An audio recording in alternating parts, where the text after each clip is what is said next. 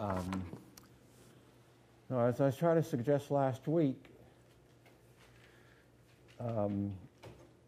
most of us in the United States have not the slightest notion of what nonviolence is as a social theory or as it's been practiced in the last 100 years. We'll go back farther than that, but at least in the last 100 years, where it came of age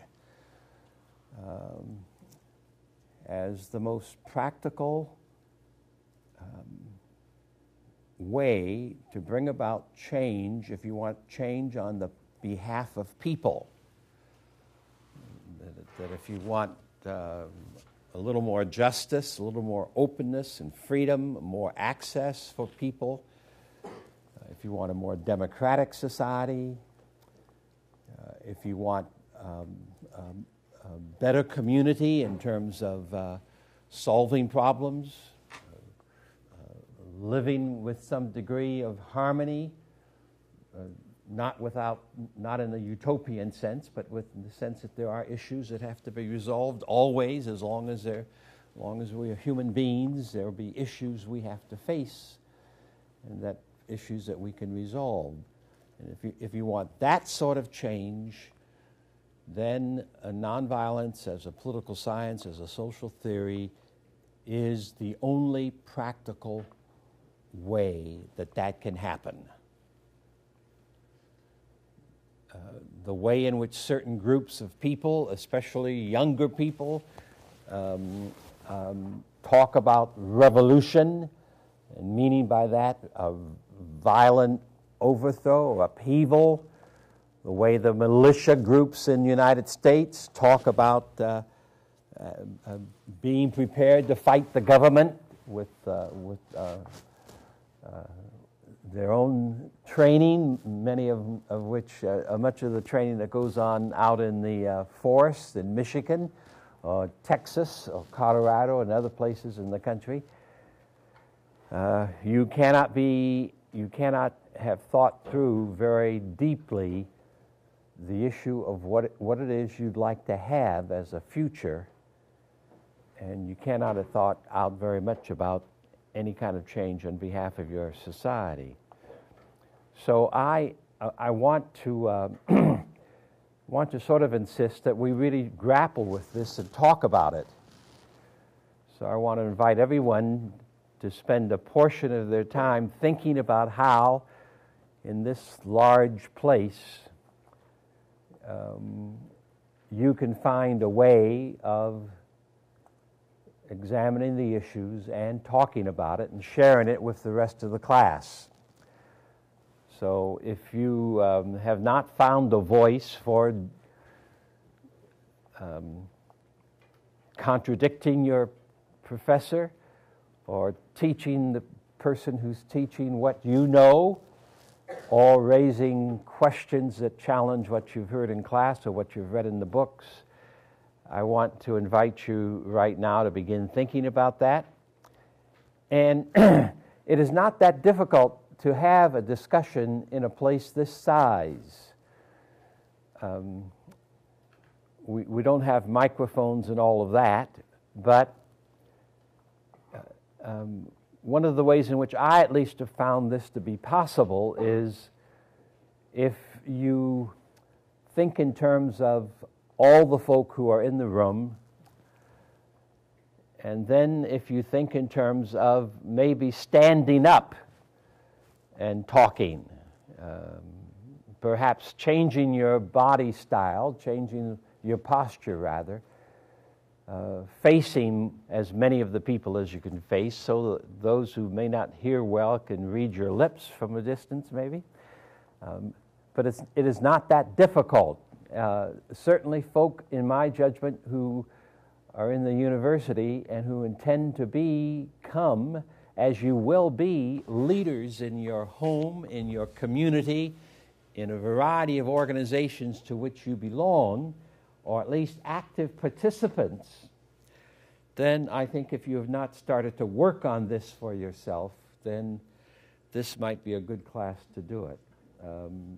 Because I'm going to want responses in class. I haven't yet completely decided how to best do this, and I haven't quite yet decided how to best do grading, what will count for what.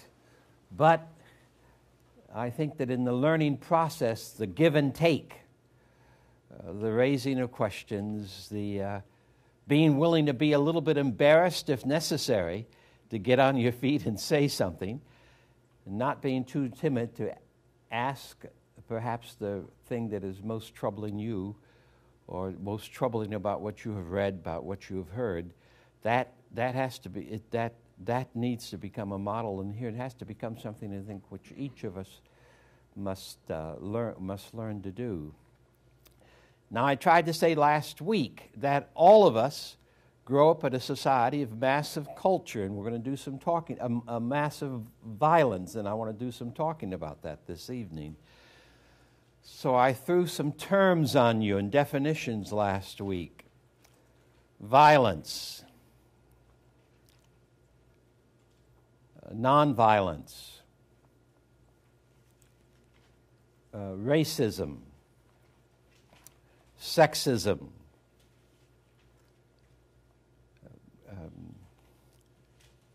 I would like you now to respond to some of those definitions if they were not clear, to raise that issue, to raise the issue, and all. If you remember your notes from last week, I want us to have a common language when you hear me say violence or nonviolence. I want you to learn some of the language of nonviolent literature, which I will be pushing pretty hard. The emphasis in this course is on nonviolence as in the United States and in the world as having been the best change agent on behalf of people that we know anything about. All right, so who would like to begin? No. Yes, please. Do you want to stand and face this way rather than just me? Well, there's really a question for you. Okay.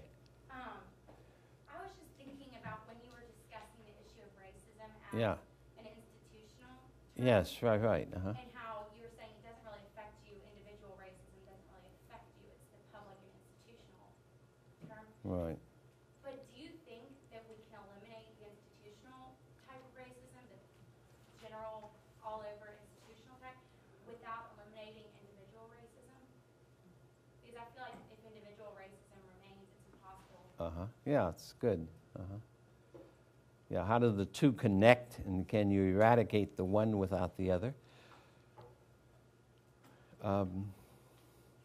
They do go hand in hand. But one illustration, or one way of talking about this, well, maybe I should ask you, what do you think about that? Go ahead, it's a good question. All right, yes. Well, I think to an extent, you can get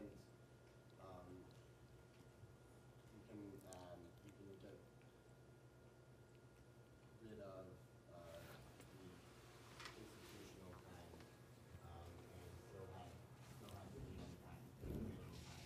But by making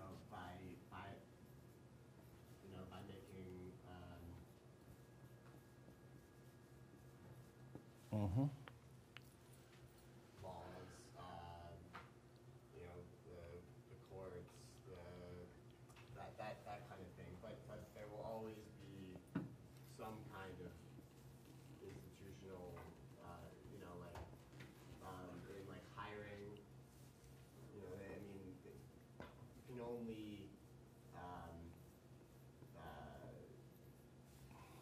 You can only have oversight of things like hiring to a certain extent. There will always be some kind of racism in that. Okay. I tend not to use the term racism to apply in a personal basis with someone who I think is prejudiced. I tend to use the term prejudice or bias for that person rather than the larger term. All right, go ahead. I was reading the Martin Luther King, how you wrote about how we had the systems were starting to turn to their side of the movement, and how Eisenhower and other system changes were happening. They were kind of forcing personal prejudice in the South, especially, to kind of come to terms with the fact that the system is changing and it's going to happen. Like, we're making it happen. So I think that the personal prejudice may reinforce the systemic structure, but I think the systemic structure kind of forces the other way as well. All right, go ahead. The way I look at it, I don't believe that. I think you can still have systemic racism. Well, if you can't have systemic racism if you have no personal prejudice. I think that you need that to completely get away with the personal prejudice before you get rid of the systemic racism. All right. That systemic racism exists with personal prejudice. Personal prejudice can't really exist without systemic. Okay. That makes sense. You're saying that they're interconnected, interwoven. It's much easier, to get I- rid of personal prejudice. All right, let's take a couple more responses. I saw a hand up there. Yes, ma'am? We're just talking about this in a way before. All right, now you need to speak up. With systemic, at least we can make that change maybe more quickly within a generation if you're looking at changing the laws. But you still, with personal prejudices, it just takes sometimes generation after generation to change that through education and positive Okay. interaction between businesses. Way up, yes. I think the issue with, are we allowed to use personal experiences in this discussion? Sure. Yeah, use your own life's journey as illustrations. I think the issue with those who have been victimized by racism is that personal prejudice is so insignificant in holding them back or keeping them from All right. that racism that's systemic is primarily the venue by which they've been overcome, so to speak. When my mother was trying to integrate Grenada County Public Schools in Mississippi, and was not afforded the opportunity to have equal education, the personal prejudices didn't keep her from having an equal opportunity, but the whole county who said blacks must go to school here and use typewriters missing keys and textbooks missing pages. Yeah. Very badly used textbooks. Right. Yeah. That's right. It was the system. Right. It wasn't the individuals that kept them from voting, but it was the law of the land, of Okay. the county, of the state, of the nation. And though I may not have experienced, I've rarely in my lifetime experienced personal prejudice, and if I did, it was so insignificant it didn't even bother me. But those instances and those situations where I saw my progress blocked because of the color of my skin by a system or by a dominance or a predominance, that's what's overwhelming. The personal prejudice, we don't give a crap about. Okay. Yes. The question I have is, I've heard you talk before about some of this, and I remember you saying that in your view, racism is more extreme today, more severe than in the past. I think you've said that. Yes, I would say that racism today is more pervasive than I have ever seen it across now 6+ decades of life. It is actually +7. And I first began to meet it in the United States at age 4 in the streets of Massillon, Ohio, which I shall never forget. And but it is more pervasive now. And sexism is also, incidentally, more pervasive. than I've ever seen it. Yeah. Can you explicate that a little bit more?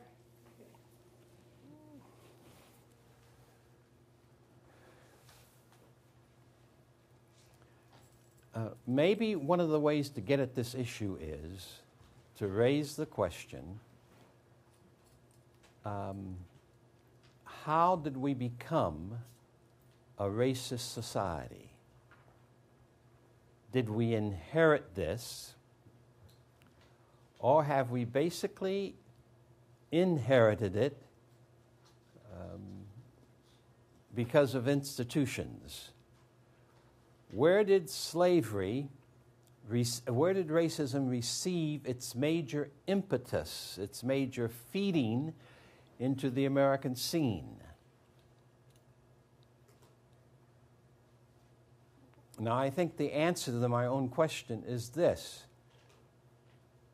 that it began as European settlers came into the 13 colonies and founded the first 13 colonies, and as they met a people they did not anticipate, who were strangely different from themselves. And as they were pushed hard by the notion that this new settlement coming across the Atlantic Ocean represented for them a new opportunity, a new life, a new understanding of themselves and of their society, they proceeded to make the decision that the indigenous people they met were inferior, were uncivilized, were pagan, were heathen, were vastly inferior to themselves, and that they were not properly using the vast land that the settlers were discovering for themselves for the first time. They met strange customs, strange language. Do you want to interrupt with this? Do you want to? I do, and I just remember that has happened long before the Europeans went and colonized, created the 13 colonies. You had Egypt enslaving different civilizations. You had China. Okay, but let's separate it. You do have slavery all across Greece, Athens, Palestine. You had the slavery by conquest. And that is a fairly ancient affair. It was not slavery by color or by culture or by language. In Roman slavery, very often the teacher of the children would be a poet from Greece or from elsewhere. So it was slavery by conquest. The more important piece here at the time of, let's say, 1609 or so, the more important piece here was that the European settler brought their fascination or obsession with the other into the scene. They were not completely free of prejudice by color, because the Moors of northern Africa who had conquered southern Europe were a people of color. Europe had already gotten itself enmeshed in the business of the Romni, became the Gypsies, who were a dark-colored people who came across from India in about the 9th century, and because of conquest, they left and immigrated across a great distance and landed in Eastern Europe. And many of them began to get then the prejudices of that part of Europe, and some of them, in fact, became slaves by color as early as the 10th, 11th centuries. So you do have that background, but we're talking now about settlers who didn't come by and large from Eastern Europe, Czechoslovakia, or that region, but came primarily from Western Europe, Holland and Belgium and Netherlands and Germany. and France and Great Britain. But they also brought that awareness of the other. And I think what I'm wanting to press pretty hard, and you can question this and challenge it, I'm wanting to press pretty hard, that we relegated the Native Americans to being a people who could be destroyed, and the land could be taken. And that's precisely what we did across the next 200 years. We have persuaded ourselves that there were only a few thousand of them anywhere. But American historians and anthropologists and sociologists in the last 30, 40, 60 years or more, as they've studied journals and records and have written histories of that beginning, will tell us and have told us that there were probably somewhere on just the shores of the United States, just in the territory of the United States today, there were somewhere in the neighborhood of 10 to 15 million people. That in both North and South America, there were 145 million people are the figures.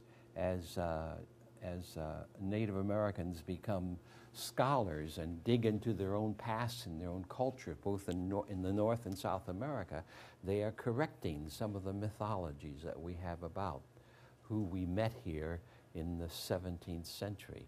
But my point of view is that the Native American became the first people subject to what essentially can be called racism. The land taken from them. They're being conquered by gun and by smallpox and so forth. And they're being relegated then in less than 200 years to approximately, they were diminished from several million to less than 250,000 by 1888 and relegated to certain territories that would call reservations. A massive killing. David Stannard, a historian at the University of Honolulu, has written a book called The American Holocaust, in which he examines some of this and some of the record and of this destruction that took place.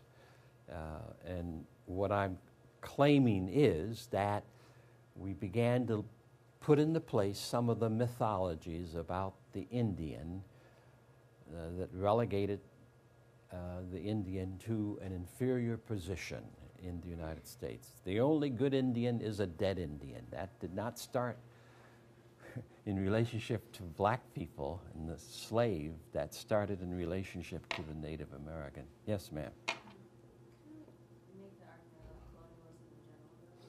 Beg pardon? Colonialism in general, like when European powers went throughout the world. Yes, we're going to come to that eventually, shortly. Yeah. All right. Yes. So what would things like crusades, in the Middle Ages be called? Would that wouldn't be racism? It would have been personal prejudice. So I thought basically if you. Well, it created all kinds of mythologies, but it did not establish the sort of institutional patterns that were established in the United States that became slavery. Because the next major gift of our history to establishing institutional racism was slavery itself, that began around 1619, and then for 250 years was the primary economic institution of the United States. The traces of it can be found in the front pages of business pages in the United States, literally on a daily basis. That slavery did several things. It subjugated a people in the millions. It decimated them by the millions. African scholars say that between 60 and 100 million Africans were killed in the period of European slave trade from the early 15th century to the time of its abolition in the 18th century, largely. It it knocked people out. Then in conjunction with that slavery came a whole ideology and theology of slavery, some of which still is very, very, is still living and still very much alive in the United States. That the African was an inferior creature, African was immoral, the African was lazy, the African did not have the brain size of the Caucasian from Europe, that you could never trust the slave, a whole range of theology developed. It is in this period to develop the notion that the Bible sustains segregation and slavery. And true enough, the Bible does and did. It's one of the things in the Bible you cannot take literally. It's one of the things in the Bible that must be rejected in the light of other teaching, in the light of Moses, in the light of Jesus especially also. But it obviously does justify slavery by conquest.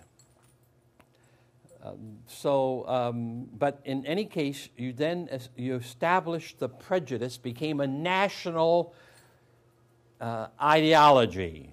It was not relegated to the places where there was slavery. Men and women who were able to break free of the slave system found it hard. That is, black men and women who were able to break free of slavery in one way or another found it hard to find work, to live where they wanted to live, to do what they wanted to try to do with their lives, whether it was in Boston, Massachusetts, which was a little better, or Charleston, South Carolina. So the poison as a part of the institution became well established. In the library at Vanderbilt, you can go back and find some of this documentation out of the 17th, 18th centuries. So it's that form that, in my judgment, that is what produced the slavery, produced rather the strong racism of the United States. And no other country established a slavery with that psychological and intellectual and social and political undergirding. British slavery did not, whether in the Caribbean or in Great Britain itself. French slavery did not. This is not to pretend that therefore qualitatively different. It's just simply to say that our experience in the United States was a fairly unique experience. And it was a fairly harsh slavery. It was not a benevolent slavery, which is one of the mythologies that we have adopted about ourselves. Well, it's my contention that that is how racism established itself as a national institution in the United States, and then strengthened the racism against the Indian in various parts of the country, in Indian country. So some of the same things were said about the Native American as said about the slave. Just a very quick thing here, but then when slavery got abolished by law and by the Civil War, the political figures and the business figures could not decide that they wanted an explosion of democracy and freedom. The South, which were the remaining major slave states at the end of 1865, determined that they could not and would not allow a society to emerge that was a desegregated or beginning to become a single society of people living together and with real access. And so that started the whole process by which they did everything possible to undermine Reconstruction, and then it also started a process of lynching, of killing, of wholesale slaughtering of black people, especially men, who were a highly skilled group out of slavery in Mississippi, in Tennessee, in Alabama, in Indiana, and then reimposed, instead of slavery, reimposed Jim Crow law and the apartheid system, a system of rigid segregation, and enforced it by the police as they did slavery, and so forth and so on. The movement, that went on for 135 or 40 years. And when it was finally challenged in the courts and declared unconstitutional, and then when it was finally challenged by a movement, which we will come back to, the South reconfigured again, the nation reconfigured. And it is in that state that we have remained. No significant educational, political efforts to continue the dismantling and the abolishing of the ideology. On the contrary, we have more hate groups perhaps than ever before. We have more websites that are hate sites, race, religion, and so forth, than we've ever had. Of course, the web itself is a brand new technology. It's still a relatively new technology, but we have more hate sites, and there's very little said about this, or very little counter-activity, counter-education going on to stop it. What is called in the United States conservative, and conservatism is in fact a continuation of racist ideology for the most part. That's why its strength is primarily out of the Southeast and the Southwest, why many of its major voices, who are my generation of people, are folk who fought bitterly to resist any degree of change in the United States. The symbol I use is the symbol of Trent Lott. It was in 1962, at the time that James Meredith went into the University of Mississippi, was a student, and was a student opposed, counted himself as a conscientious segregationist, that it was the way of life that needed to be preserved. He calls himself now a conservative, but he has not fundamentally changed the workings of his mind about his growing up days as a child and as a young person in Mississippi.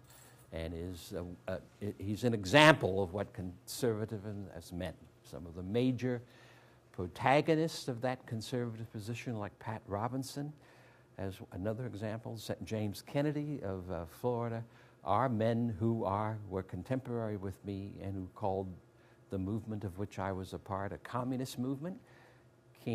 Martin Luther King Jr. was not a preacher, but a communist and a radical and a traitor to the United States. And you can find that in the literature. I mean, that's not something that has yet disappeared. So the conservative movement in the United States, in my judgment, fundamentally a racist movement. Now, the original question, institutional racism as versus prejudice. Most of us learn our racism from the institutional and systemic and the systems that are a part of racism. It's perpetrated through the institutions. Parents may pass it on, as they do, but fundamentally it comes out of the institutional pattern. There is no doubt a debate and a discussion and an interrelationship all the time. But fundamentally, as long as the institutional patterns of racism remain, you will not affect very much change, which means they have to be confronted and undermined. Yes? So, does that mean that if these systems are not in place, then the personal aspect of it will slowly go away too, or not necessarily? Well, yes, ma'am, you want to say something? Go ahead.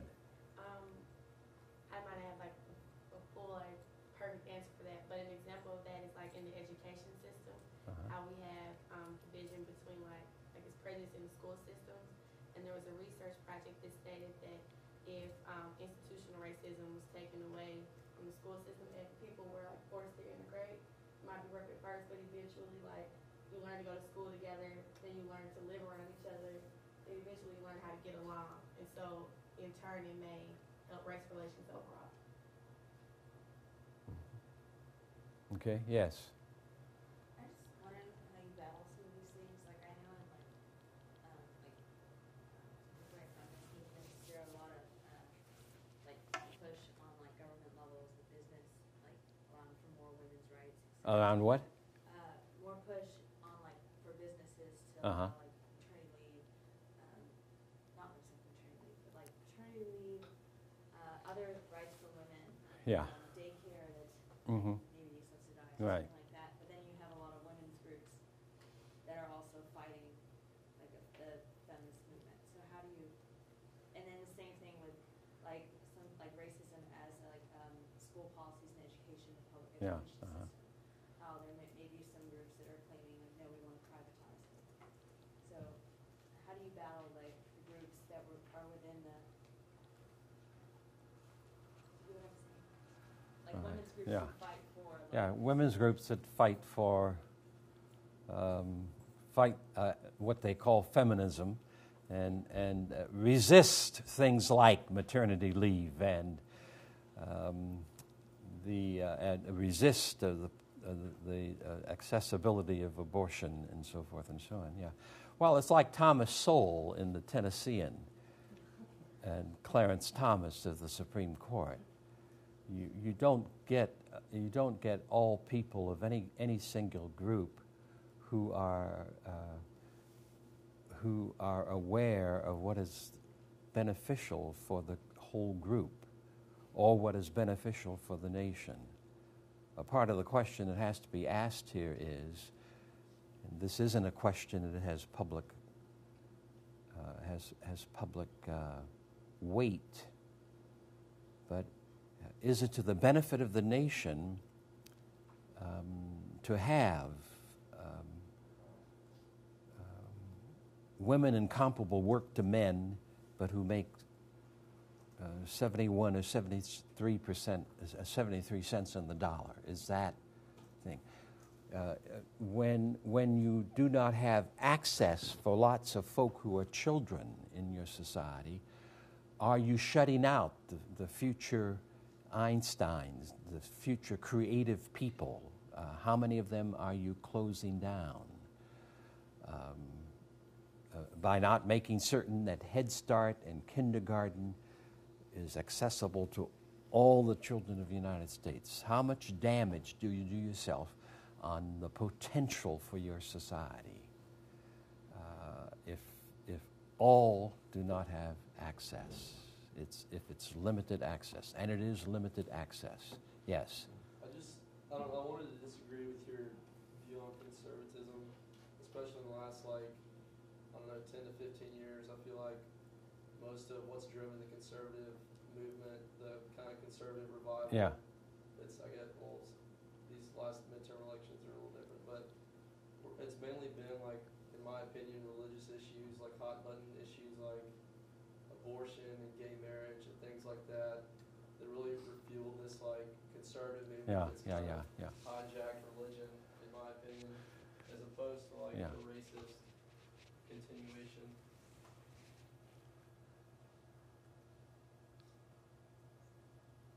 All right. I think that I want to perhaps come back to that so I can move along for today. we ought to have that as an open discussion, and we will. I think that conservatism is trying to find what you've used their term hot-button issues, but if there's any thoughtful examination of those issues, they are felonious issues. The issue of abortion is not a religious issue.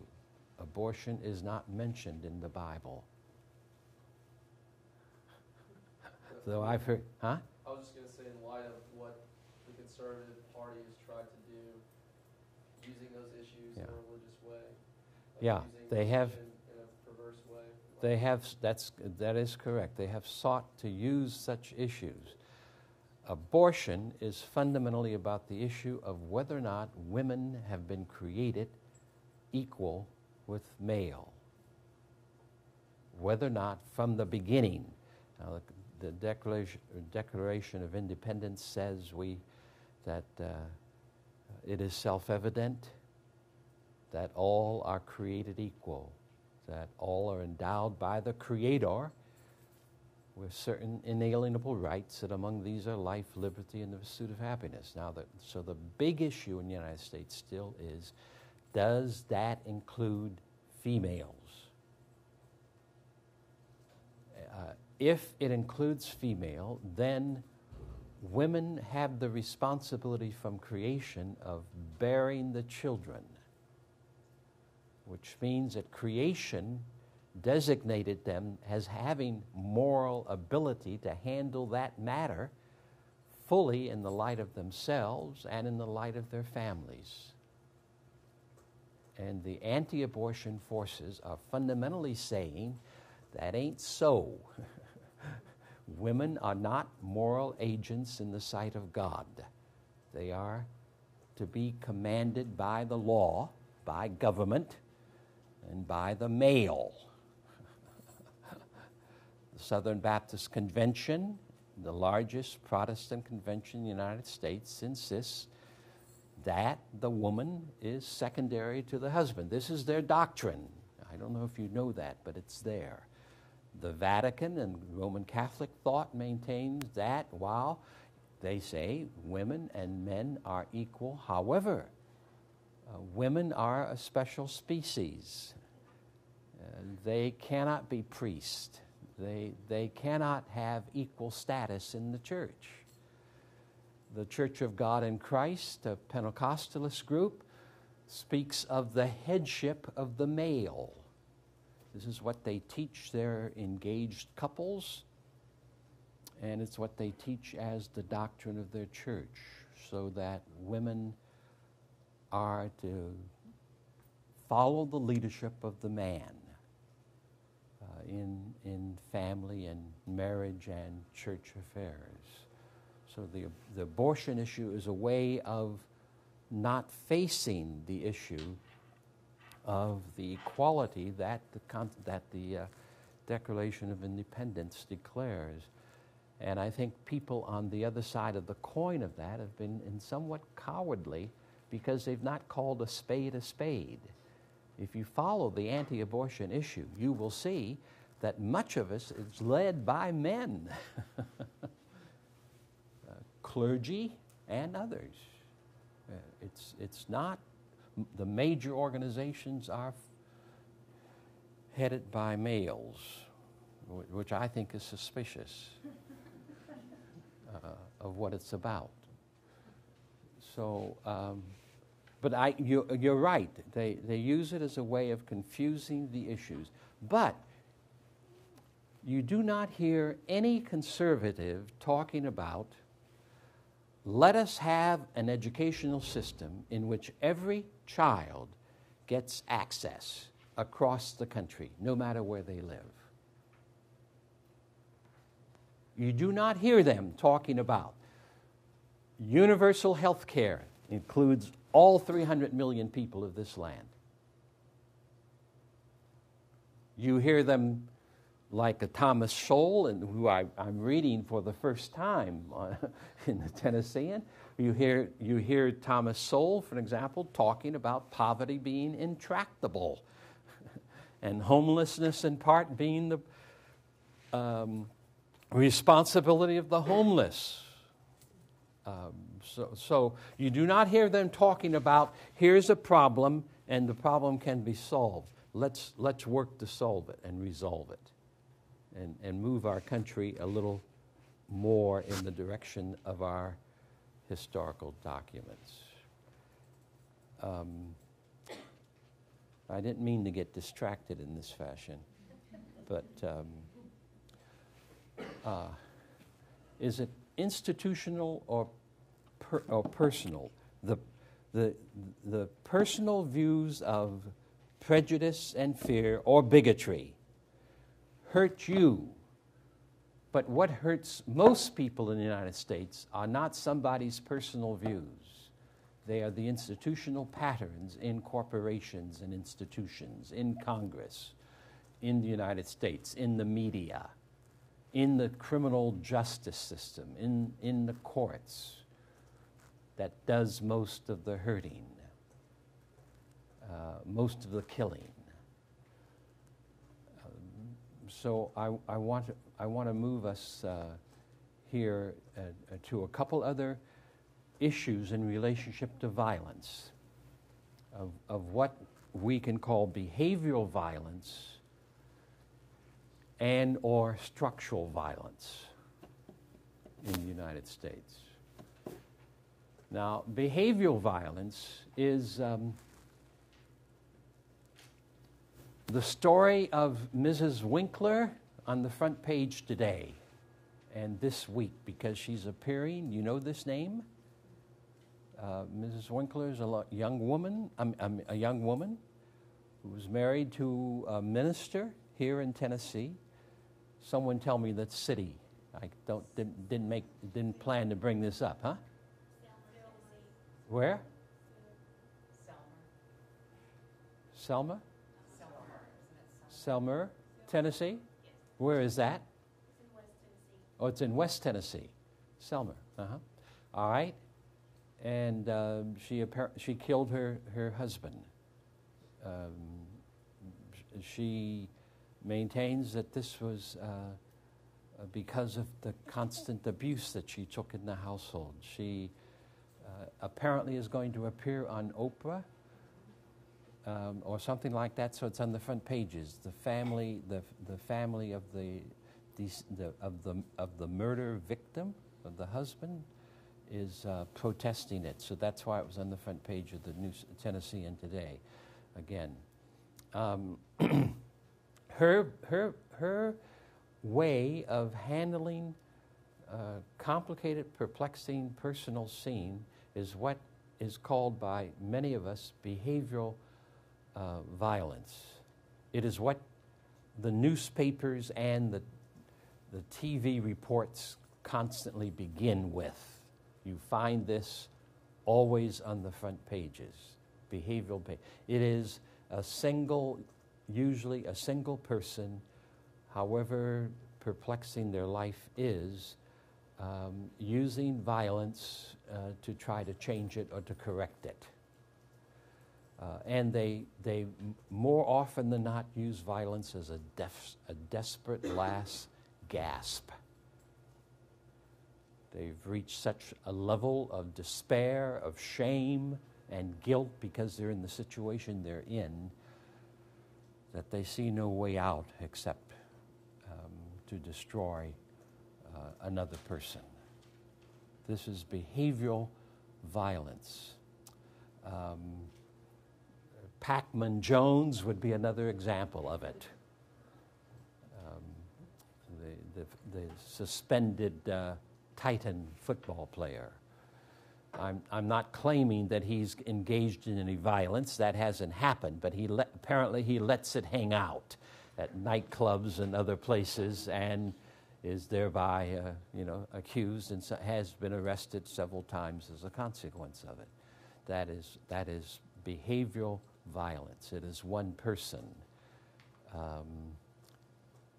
for whatever reason, acting out antisocial behavior that often ends in a brutal, deadly fashion. Now, structural violence is something else. The media does not talk about structural violence, nor does it report it. Behavioral violence almost invariably is one at a time, and it's a one-on-one affair for the most part.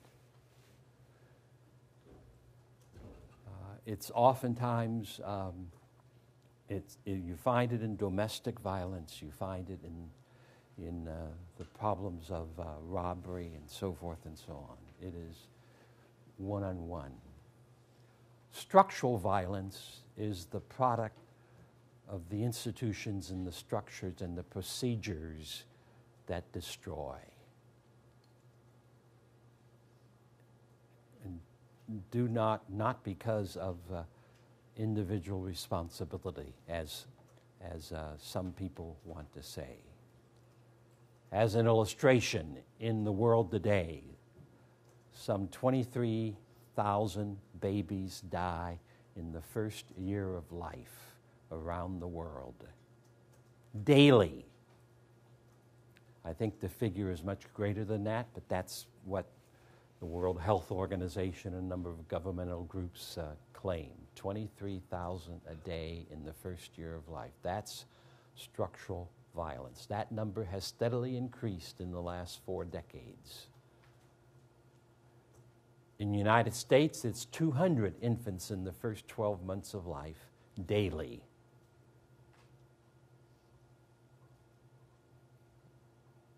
Those are the figures that have come from a great variety of healthcare people and Senate subcommittees on the health of children, on infant mortality rate, and so forth and so on. 200 per day.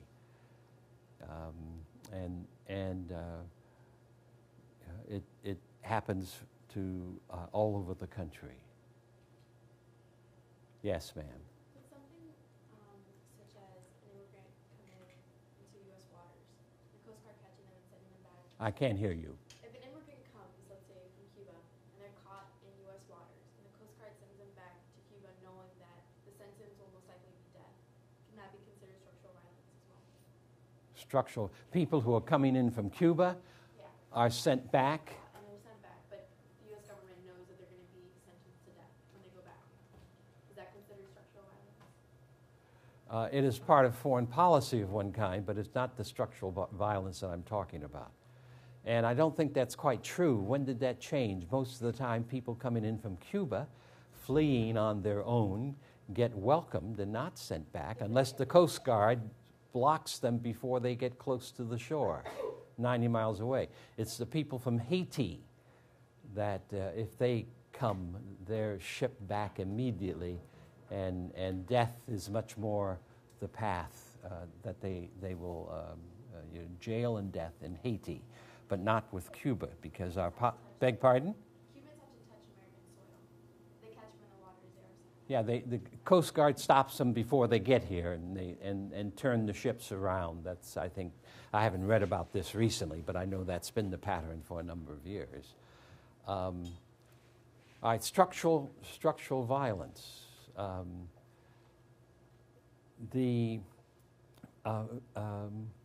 Structural violence includes the people who are killed by police in our country who are not wanted for any crime, for whom there is no warrant out, who are not in the process of committing a crime. The numbers here, according to only one study that I've seen and only one study that I know, is 4 per week across the country. And most of those incidents are not reported. The crime bill of 1996, these were to be reported to the Justice Department, to the FBI, and these were to be made available in the statistics on homicide and killing and so forth in the United States, but that has never happened. The governments have not been interested, either the Clinton government or or since then the Bush government has been interested in doing anything about it. But four a week. And these are cases of ordinary folk, though 90% of them are going to be black people.